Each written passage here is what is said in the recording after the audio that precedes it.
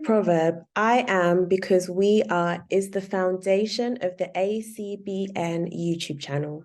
Tap in for all of our remarkable content and ecosystem mobilization through the phenomenal practitioners and thought leaders we engage on this channel. In the words of Adrienne Marie Brown, things are not getting worse, they are getting uncovered. We must hold each other tight to pull back the veil. Get ready for another amazing ACBN powered interview. So welcome, folks. We appreciate your leadership and your punctuality. So we have a remarkable guest today. We have our brother Shadi Hafez, who's doing some remarkable work in community. I don't want to butcher Shadi's, by any means, I do not want to butcher Shadi's bio. So what I am going to ask Shadi to do is to introduce himself. So Shadi, please feel free to introduce yourself right now for us. Sure. Good morning, everyone. Yeah, thanks, Victor, for having me here and for asking me to speak with everyone today. I'm really honored and humbled that you'd asked me to come and speak today on the topic. So, my name is Shadi Hafez. I'm Algonquin and Anishinaabe and Syrian. I'm a member of Kitigan-Zibi and Anishinaabe. We're an Algonquin community just located north of Ottawa, Ontario. That's where my mother's from, and my father's a first-gen immigrant from Syria. Came here in the mid to late 80s. I live and work on my ancestral territory here in Ottawa, Ontario, and I work for the National Association of Friendship Centers as their programs manager. National Association of Friendship Centers represents nationally a little over 100 friendship centers across the country. Those are urban Indigenous civil society institutions. They offer a wide array of programs and services to urban Indigenous people, and have been around since roughly the 50s, 1950s, where some of the first friendship centers in the country opened up as Indigenous people started moving from the reserves into the cities. So during that kind of migration period, I don't really calling it even a migration because we weren't really moving away from our lands or territories, but just moving within them. I work for them. I'm also doing my PhD right now in sociology, looking at the impact of religion on Indigenous identity and articulations of Indigenous identity. I'm also a research fellow with the Yellowhead Institute, which is an Indigenous think tank housed at Toronto Metropolitan University. And I do a lot of community engagement, consultation work, research work with Indigenous communities, particularly my community. I'm a researcher with our land claims department. So working on some land issues within the Ottawa Valley with relation to my community, Kitigan-Zibi. And I'm a father of a beautiful 12-year-old daughter, Aya. So yeah, that's me. Thanks for having me, Victor. Thank you for your leadership, my friend. As you all know, I'm the executive director of SETSI, or the steward. I'm also a husband, father of 4. My better half and I have 4 remarkable children. So I give thanks for your leadership and vulnerability and your power in sharing all the different intersectionalities of your identity, my friend, and social location lived experience. In terms of NAFC's work, what are some of the emerging remarkable opportunities that are position for Indigenous communities? I know that you are one of the investment readiness partners. I'd love to hear more about that work. Oh, I missed the last part of your question, Victor. Muted right at the last 10 seconds. In terms of the IRP program, I'd love to hear more about that work and how NAFC is going about facilitating that. Yeah, sure. So the NAFC is one of 5 IRP funding partners. So in the first iteration of the IRP, so I guess I'm not sure how familiar folks are with the investment readiness program, but on our end, the program, we utilize the program to support, in its first iteration, we used it to support friendship centers in building their social enterprise ideas, starting up social enterprises, and then growing their social enterprises. So these would be friendship center owned, Indigenous owned, community social enterprises. We wanted the revenues that were generated to go back into the community, back into providing the different programs and services, or to grow the center itself. But going into the second iteration, we've now opened the door to any and all urban Indigenous social purpose organizations in Canada. And so we're in our, we just opened the call for our second round of applications. So we're pretty excited about that. But in the last round, we committed a little over 2.5 million to social purpose organizations right across the country for them to develop, build, and grow their respective social enterprises. And these ranged from businesses focused on arts and the arts, catering, food, cultural education, political education,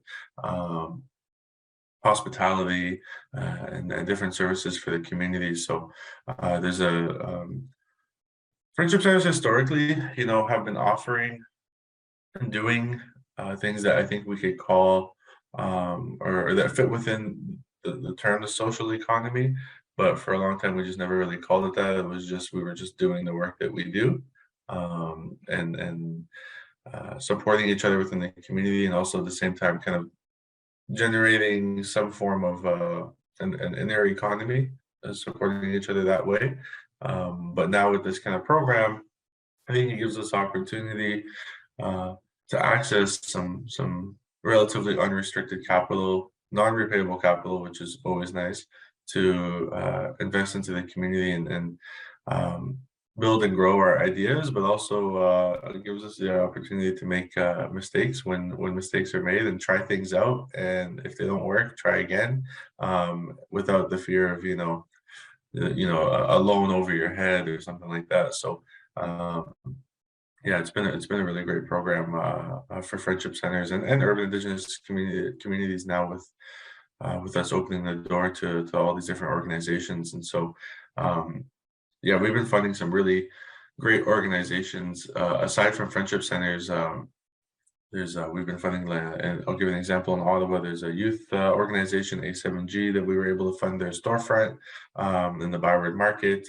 In Winnipeg, there's a company, an organization called Build Inc., which works with Indigenous people to get them involved in the trades. And so it's kind of a construction company, but they build their own houses to sell. It goes back into the program to teach people the trades and such. So some really great organizations and projects across the country that we've funded through this so far. Thank you so much, Shadi, for all those insights and for your candor. Definitely the Investment Readiness Program, which was announced in the Fall Economic Statements of 2018, was one of three pillars: the Social Innovation Advisory Council that's about to be announced, the Investment Readiness Program, and the Social Finance Fund. And so our hats off to our colleagues at ESDC, Corinne Bagley, Robin Weisner, and their entire team for their work. And I think you mentioned something that was really interesting. You said non-repayable capital. And this is a term that I think is so important for Black and Indigenous communities. When you think about economic reconciliation, one of my elders and colleagues mentions that a lot of the lands that we're on is the original scene of the crime almost, because many colonial nations were built on stolen land and free labor.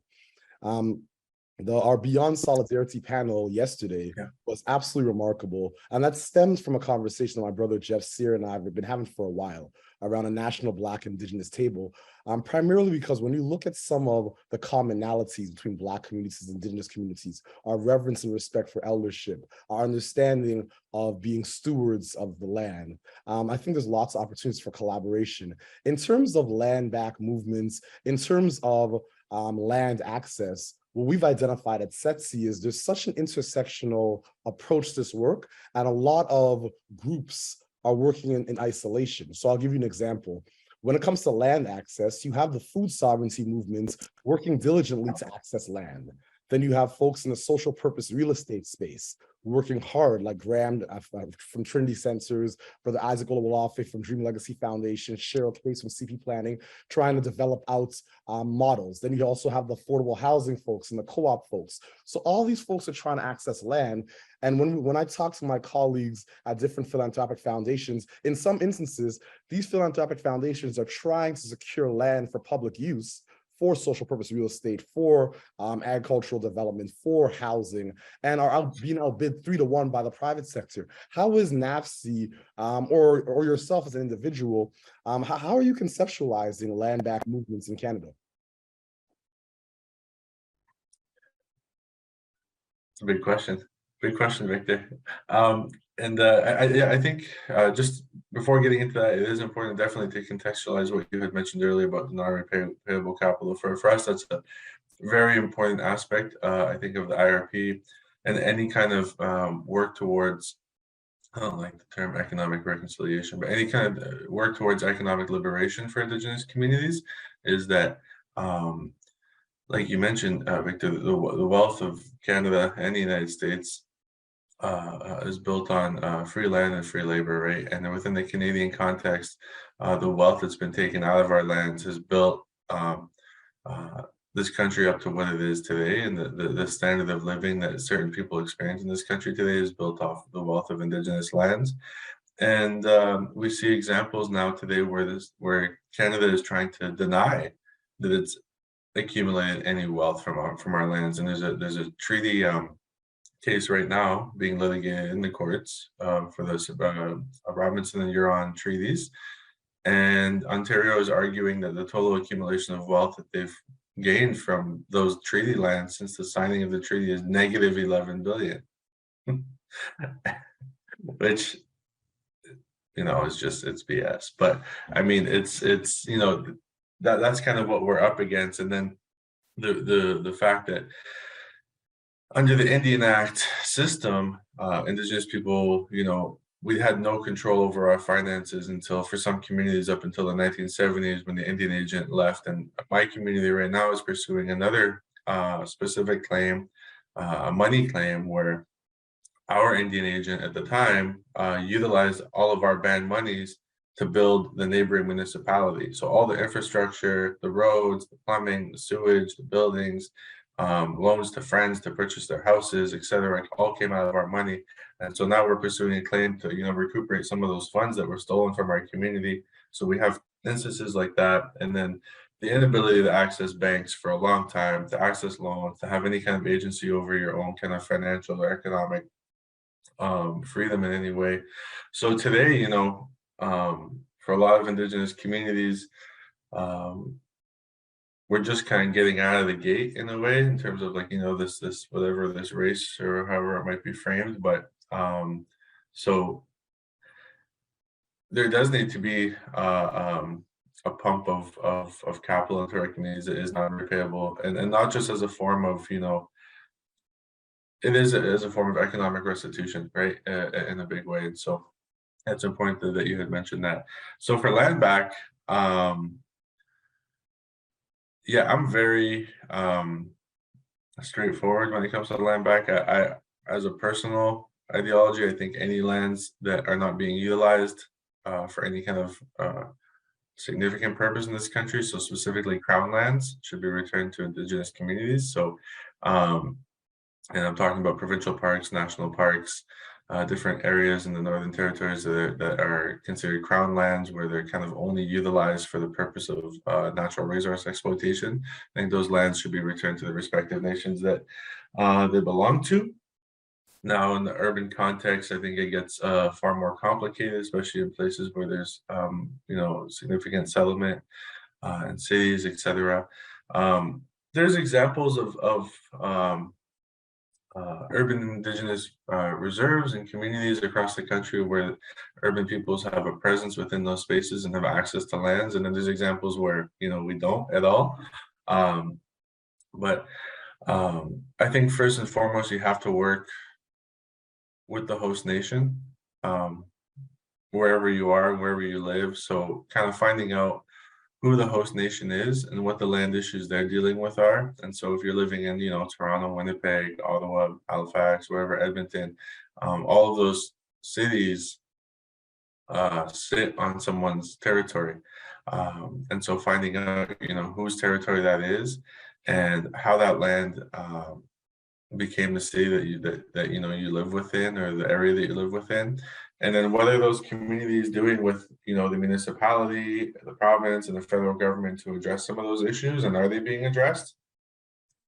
Um, I think is the first step for everyone. So that's kind of the high level work, and then on the ground, from the Friendship Center perspective, some of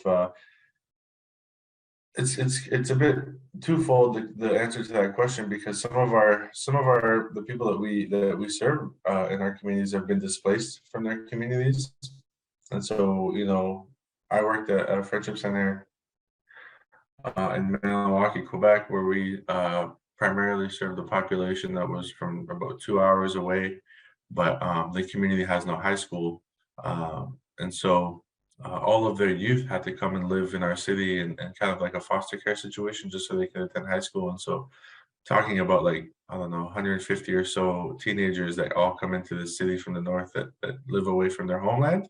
And so for us in that space, it was about making sure that they remain connected to their own territories. And so it was about facilitating transportation to their territories, access to their territories, advocating on behalf of them, and then at the same time allowing them to live free lives on the land as well. And so we found, a lot of times in this municipality, uh, we would have, a group of Indigenous youth walking around the city, and people would call the cops on them and stuff. And so for us, it was about challenging that, challenging the racism and the stereotypes that people were experiencing within their own land, and know that people should be able to walk around their own territory feeling safe and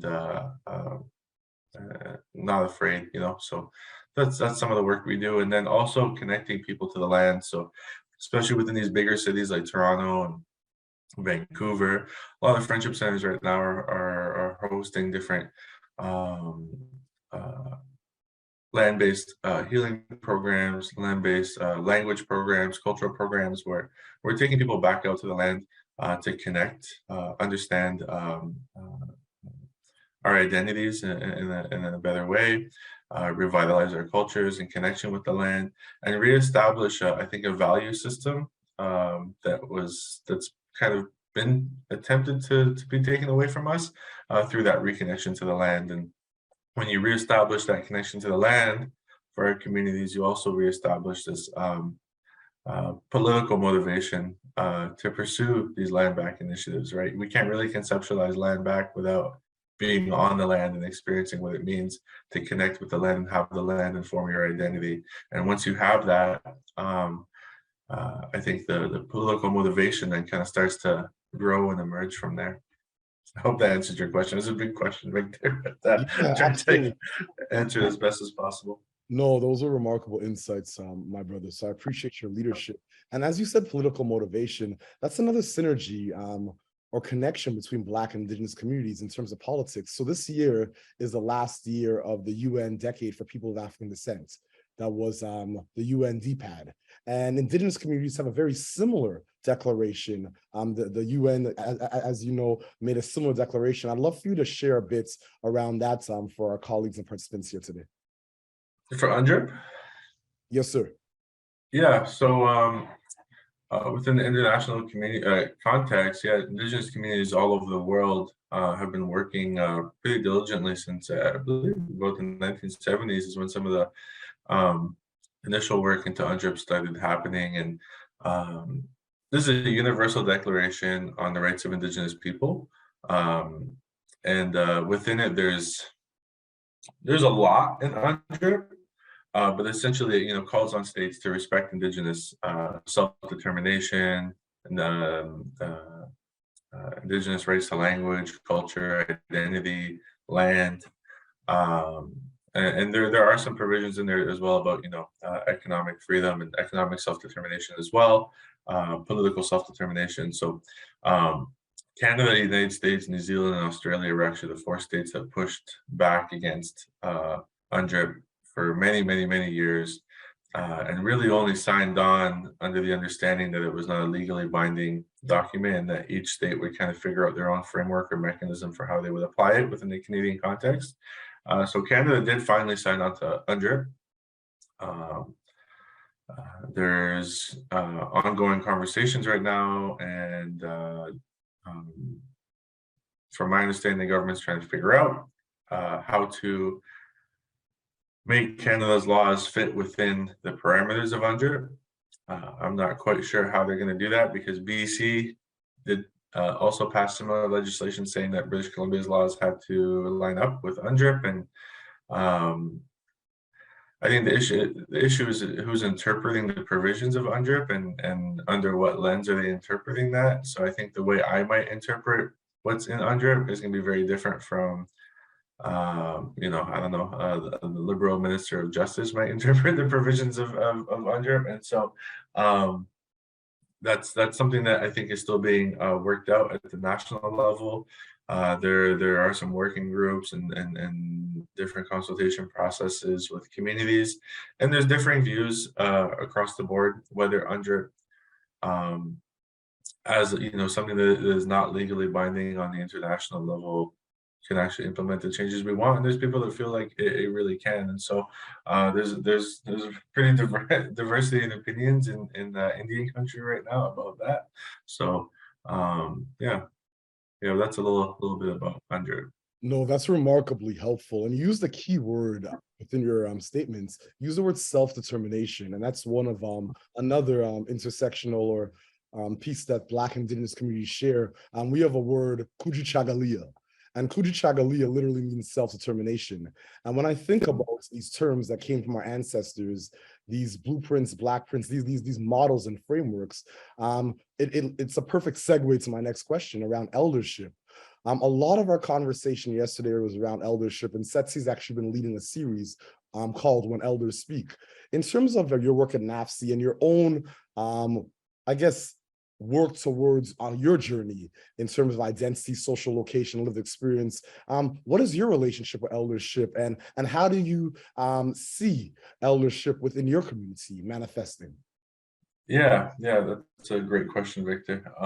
So I can kind of answer that on two different fronts. But for NAFC, we take the role of elders as well as the ancestors within our work very seriously.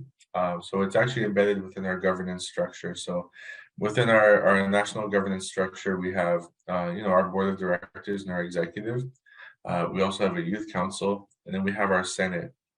And our Senate is kind of where we include all of the elders from the Friendship Center movement who are represented in that center. So from each kind of region across the country, as well as there's maybe some multiple from different regions, but it's the people that have been in the movement, going on 50 years, 60 years, some of the early people that founded Friendship Centers, that started the first Friendship Centers, those knowledge keepers within those communities. And so we've honored them by giving them, these lifetime seats on our Senate. And so they are involved in decision making at our governance level, included in decision making. They have a vote. They can participate in all of our annual meetings and discussions, and they guide, our strategic planning, our policies, our reactions to policies, et cetera. And so we make sure to include our elders and the people that have that knowledge and wisdom in all of our governance structures and decision-making processes. And so that's kind of one way that we remain accountable to the elders in our community, and respect and adhere to their opinions as well. And then another aspect of that within the Friendship Center movement, I'd say the Friendship Center movement is really driven by elders as well. A lot of how do I explain this? We were actually I was just in Halifax yesterday, and we were meeting with some of our centers, and this had come up, is that a lot of our centers, we're kind of almost in a little bit of a crisis mode now, because so many of them are run by people who have been running them for about 50 years or so, right? And so people who have been at the center from the beginning to the end, and they have all this knowledge and experience, and people who are getting to that retirement place now. A lot of our centers have directors and board presidents and people that really were integral to the centers that are retiring. And so we're figuring out, how do we ensure that the next generation can learn from these people, and that there's a good transition that can keep these centers alive and well and operating but also kind of transforming into a new generation, a new era as well. And so that's something that we're trying to figure out how to bring people who have been in our movement for so long, and people who are just kind of getting into it together, to learn from one another. So No, yeah. that's remarkably helpful. When we think about succession planning and intergenerational collaboration within the Black community, similar challenges and similar emerging nascent opportunities. We had a remarkable panel yesterday called our Legacy Leadership Panel, and one of our community stalwarts, Craig Wellington, the executive director of the Black Opportunities Fund, mentioned almost a metaphor talking about when Jamaica was running that 4x4 100 relay race, and Asafo Powell was the last man to receive the baton, and Hussein Bolt ran behind him the entire time. And that's the way he conceptualized eldership. We need our elders to continue to be behind us. And then our elder, Abena Janelle Scared, also conceptualized eldership from the standpoint of ensuring that our elders not just pass the baton, but create a space where younger folks can create new realities because they're walking into a new world. So when I think of that, I think of the importance of the work that my elder, Emmanuel Meles, is doing at NAPSI, the Network for the Advancement of Black Communities. He actually recently developed something called Elder in Residence. And the first elder in residence is our elder, Anan Loli, the founder of the African Food Basket and now the chair of the Black Food Sovereignty Network. So finding ways to almost create these tenured positions within organizations, institutions for our elders, because as you said, they are the knowledge keepers, they are the knowledge stewards. So thank you for all those actionable insights and the remarkable information that you shared with us. My next question is more around other forms of governance, because obviously eldership is a form of governance. In terms of in the Black community, matriarchy and matrilineal models basically have been some of the best models within all our civilizations, and patriarchy has literally devastated the entire planet through extraction and dominant forms of colonial frameworks.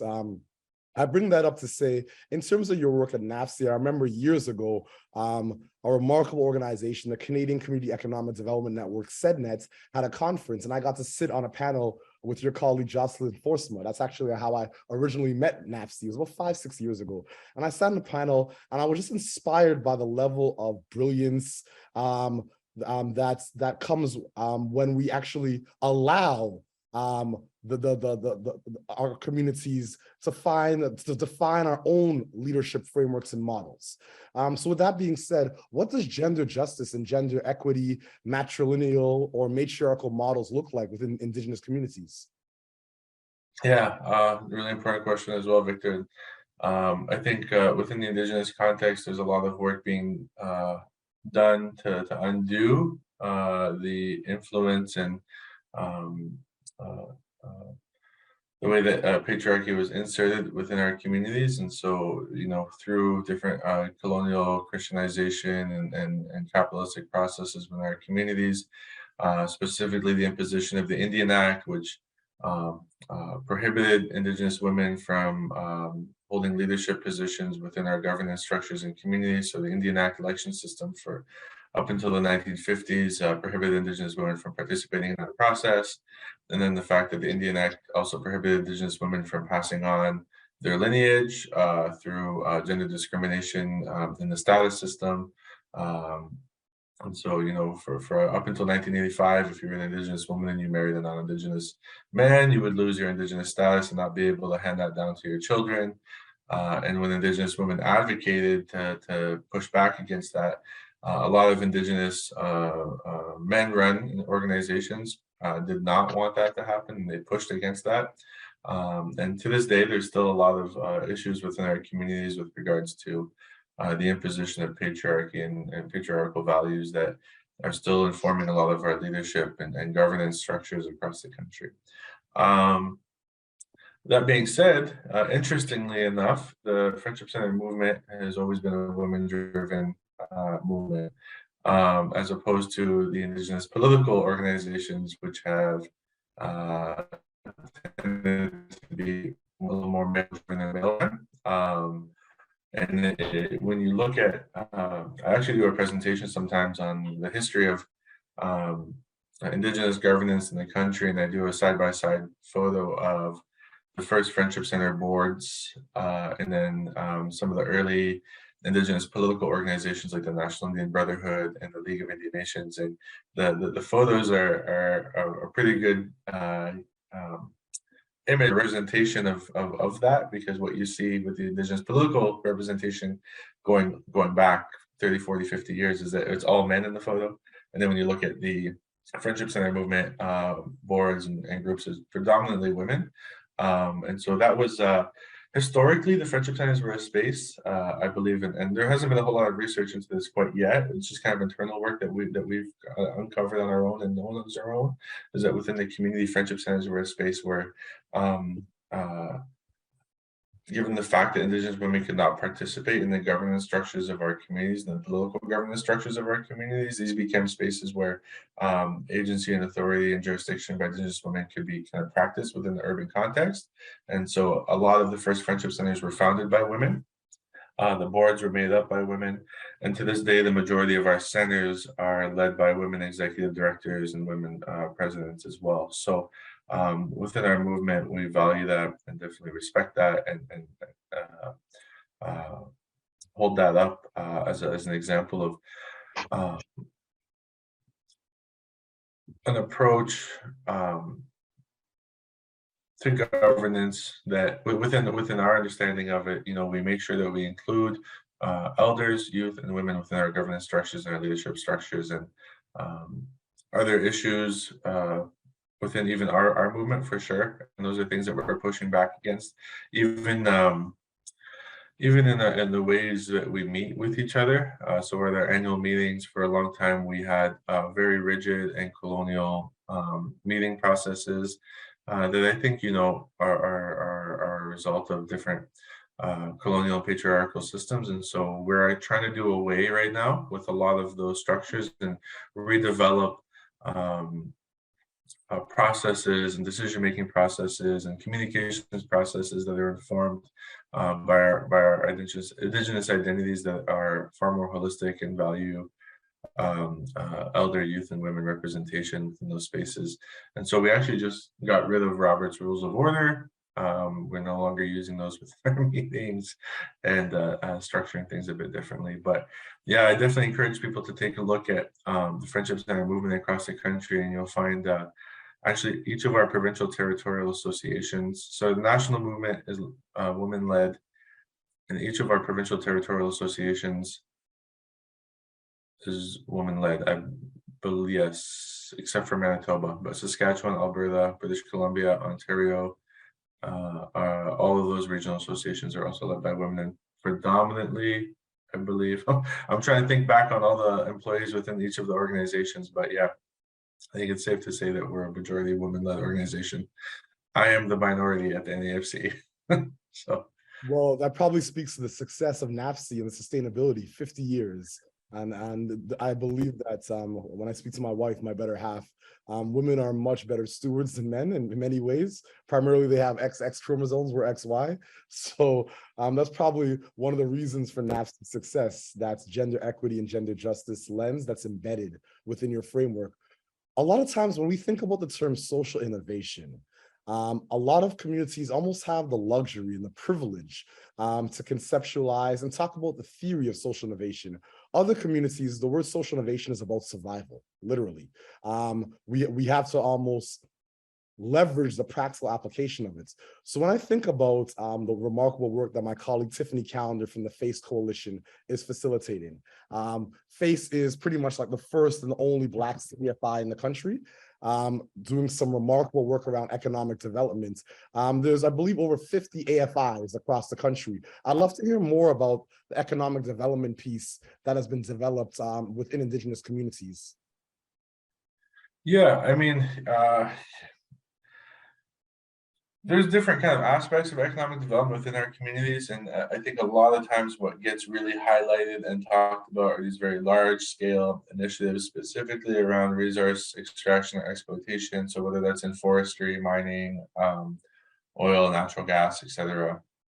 So I mean, that's one aspect of it, but on the ground, there's a lot of work being done with the individual business owners, individual entrepreneurs, and so for a long time in my own community, I worked assisting and working with entrepreneurs to develop their business plans and kind of gain access to funds. Oh, sorry. I just opened up the chat here.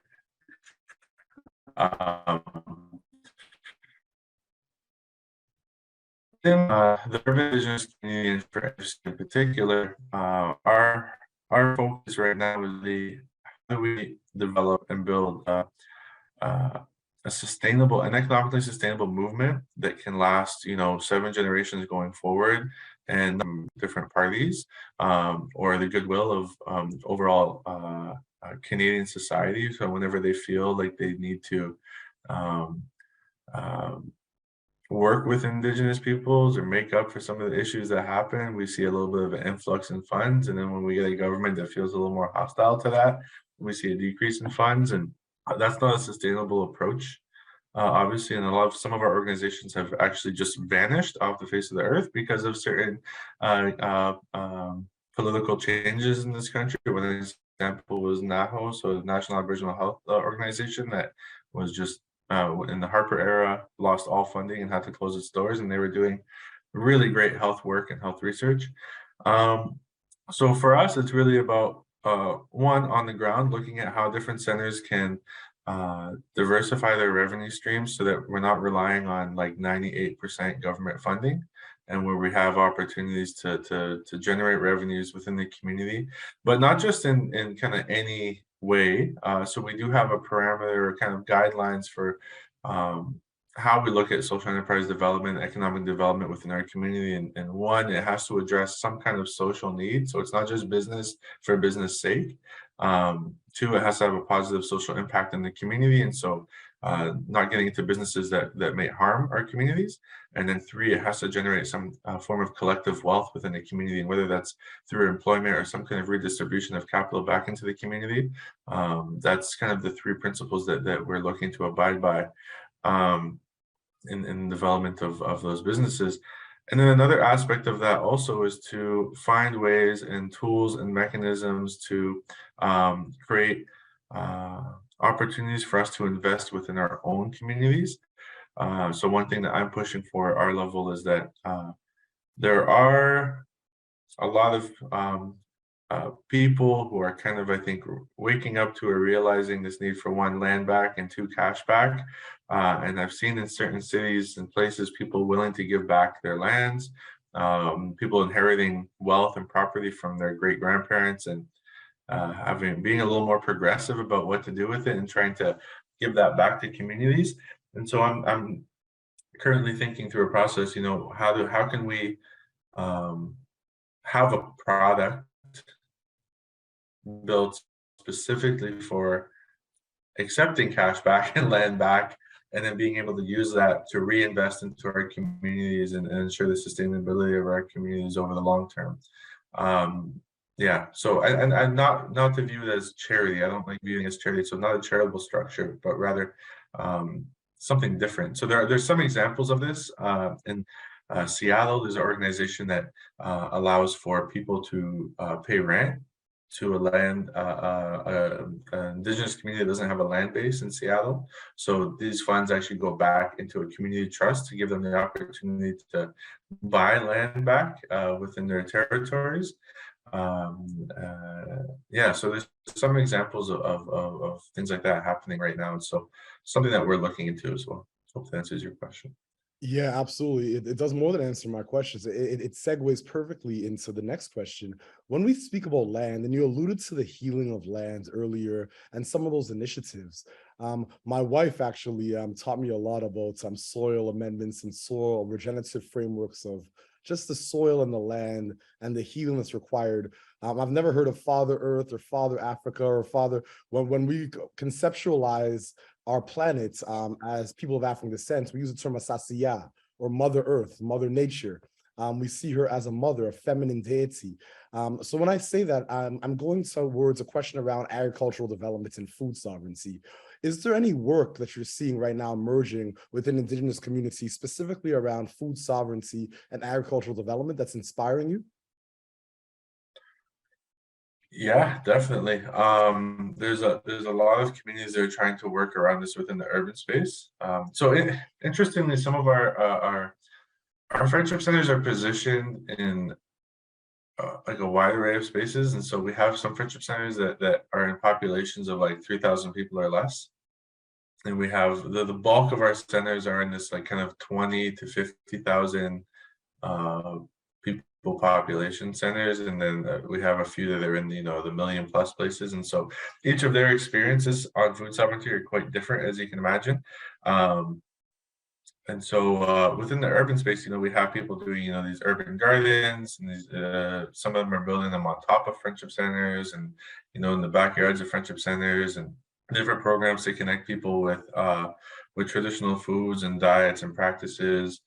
Um, One of the big issues I think for Indigenous communities is this. The diet patterns changed significantly over the last couple hundred years, obviously with the introduction of sugar, flour, different grains, alcohol, etc. All these types of things that the dairy that really exist within the societies here. So working to kind of restore indigenous diets that are better for us as a people and connecting us with the land generally, but then also with some of our smaller centers. So the center I used to work at, yeah, we would do all types of stuff where we would take people out on the land to go harvest fish, to go moose hunting, trapping, deer hunting, and we would bring that back into the center. And so we would sometimes be, taking apart moose within the Friendship Center, and they would drive some of the neighbors a bit nuts, but we didn't really care. We were doing our thing within our space. But teaching the youth, how to harvest appropriately, ethically, and in line with our values as Anishinaabe people, and then also how to survive off those foods, and how to live a healthy lifestyle in connection with those foods as well. So that work is ongoing in just about every friendship center, I'd say, across the country. But their experiences are really different based on where they're located and where they're at. So, like I said, we have some of our rural centers are still very connected with those on the land practices, and some of our more urban and large city centers are um, trying to figure out how to maintain that within a space that, as we know, we're surrounded by, whether it's food deserts or an overabundance of crappy food. But yeah. No, that's remarkably helpful. And even that the way you conceptualized these new dietary patterns of white starch, white sugar, and dairy. These are things that impact so many communities. I look at the remarkable work that my brother Jeff Sear from Raven Capital is doing around outcomes-based financing, specifically around health disparities and type 2 diabetes within Indigenous communities. So thank you for all those actual insights. Remarkable. This is actually my last question for you, and it's specific around climate action. And the climate carnage that's happening across the planet, and the fact that it's disproportionately impacting various communities. In terms of your work at NAFC and in terms of your journey, I'd love to hear if there's some specific work being done that you're aware of, or that you'd like to amplify or further validate within Indigenous communities, specifically around climate action. And I'll do a shameless plug right now. If anyone is interested, at the Athabasca University, SEDNet's at Synergia Institute, Mike Lewis and his colleagues actually have a massive open online course specifically on climate action work, the study groups. But I'm saying all this to say, if you want, please check out the SETSI Instagram or website to find out more about the Synergy Institute and the massive online course. But in terms of the work that NAFC is doing and Indigenous communities are doing, are there any promising models or communities of practice around climate action and climate justice that you'd like to amplify in this moment? Yeah, I think one is that some of our centers in relation to climate, specifically climate change, is that a lot of our centers, based on where they're located, have been dealing with some of the significant impacts of these changes. And so we have centers that were located, right in the middle of some of those really large fires that took place out in British Columbia and around the Okanagan. And so, as well, some of our northern centers had to deal with significant flooding. Our BC centers dealt with all of those floodings that took place. The center I used to work at, we used to deal with consistent flooding of the Gatineau River up in northern past Ottawa. And so, one of the issues is that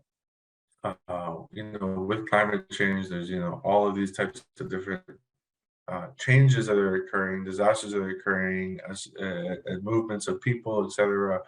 And so our centers are one on the front line trying to support those communities within these emergencies that are taking place, but then two, their infrastructure is being significantly affected. And so right now we're really looking at, especially some of these places where there's higher risks, like in the Okanagan and some of these floodplains in different places where these centers are located, looking at how can the infrastructure adapt to that reality, and how do the services also adapt to the reality that there's going to be these consistent disruptions within our community, and then how do we utilize the knowledges within our community to address some of those issues and changes. And so within some spaces, generally, out in BC as well, there's communities that are working on doing their own trying to remember the name of it right now, where they preemptively burn the land, to prevent forest fires, and that comes from Indigenous knowledges. And so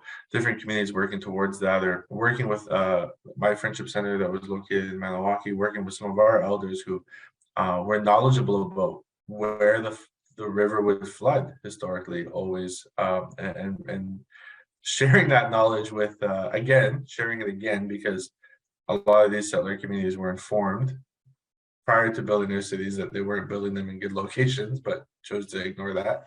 But sharing that knowledge that we have, that's been passed down from our ancestors about how the land changes in different seasons, but also readjusting ourselves as well, because we're seeing changes now that aren't really accounted for within some of our narratives and some of our traditions, and because of these changes that are taking place. And so making sure that our communities are heard and that our realities are addressed. And so I think for us, it's really,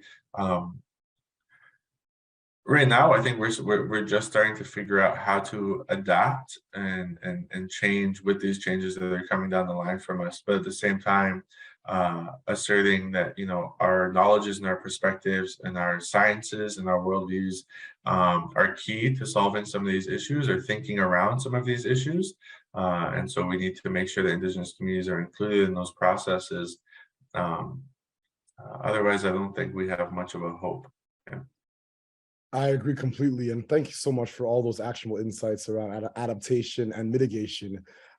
So to close off, I'd just love for you to share a call to action to Indigenous and Black leaders across Canada in terms of how we can find ways to be better champions and stewards and operate in a place of solidarity together. What's your call to action, my friend? Just to collaborate more. I think the Indigenous community and the Black community can benefit significantly from more collaboration, more communication, and more work together.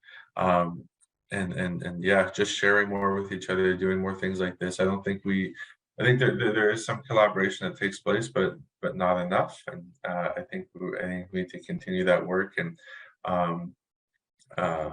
yeah, and having those conversations. And sometimes it's having hard conversations as well, and addressing some of the historical issues that have taken place between communities as well, and having those conversations.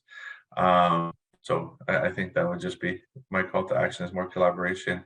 Yeah, and so we're open to working with organizations within community. We can connect people with organizations in community. And so if you work in a specific place and you're interested in working with a local friendship center, we can share my email after, but feel free to email me, and we can try and connect people if you're interested in connecting on that level. Yeah, so I think that's it, really. I don't know if there's anything else you wanted to share. If there's some questions in the chat, I don't know if we want to address those at all, but Yeah, so definitely please, if you can, put your email in the chat so that we can follow up with anyone in the chats. And as always, at all things at Setsi, we like to begin on time and start on time. Shadi's going to share his email in the chats. And once again, my brother, I'd like to thank you for your leadership, your diligence, your resilience, your tenacity, your candor and transparency over the course of this hour. Thank you, my brother. I appreciate you.